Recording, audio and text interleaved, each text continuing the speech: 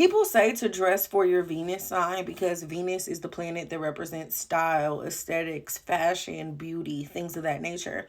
But I don't necessarily think that your Venus placement necessarily represents your particular style.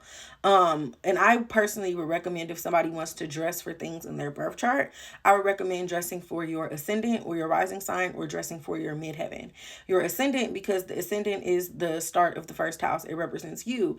It represents your personality. It represents the way that you're perceived. It represents the energy that you give off. It represents who you are and how you show up when you're not necessarily doing anything. So being that, your ascendant in, your rising sign is your most personal placement, I would say that you could maybe resonate with that energy, if anything, or try to dress like that sign to, make yourself stand out, I guess.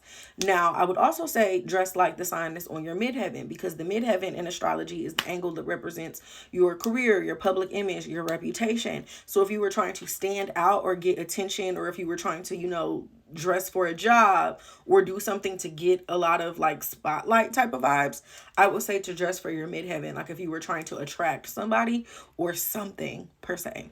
I hope that makes sense. But yeah, dress for your midheaven or your ascendant.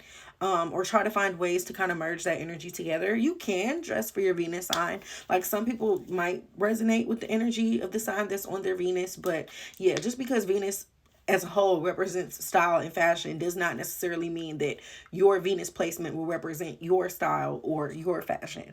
So yeah, I hope that was helpful. Follow me for more astrology content. moonroadmommy.com to book a reading.